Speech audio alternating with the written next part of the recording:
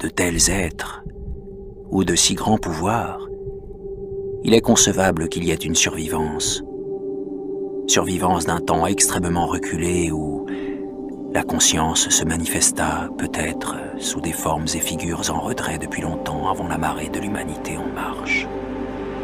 Formes dont seules la poésie et la légende ont saisi un souvenir fugace, et qu'elles ont appelé dieux, monstres, êtres mythiques de toutes sortes et espèces.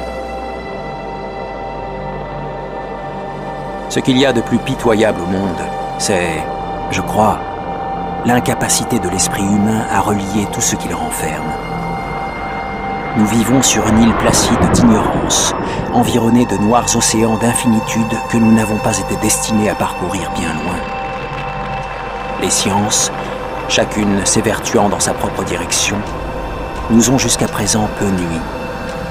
Un jour, cependant, la coordination des connaissances éparses nous ouvrira des perspectives si terrifiantes sur le réel et sur l'effroyable position que nous y occupons, qu'il ne nous restera plus qu'à sombrer dans la folie devant cette révélation, ou à fuir cette lumière mortelle pour nous réfugier dans la paix et la sécurité d'un nouvel obscurantisme.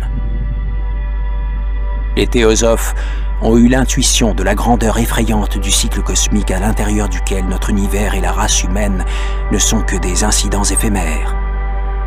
Ils ont fait allusion à d'étranges survivances en des termes qui devraient glacer le sang si un aimable optimisme ne les masquait. Mais ce n'est pas d'eux que me vint l'unique vision fugitive des ers interdites qui me glace quand j'y songe et me rend fou quand j'en rêve.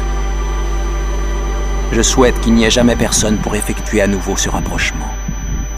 Il est certain que, si je vis, je n'ajouterai plus sciemment d'anneaux à une chaîne aussi hideuse.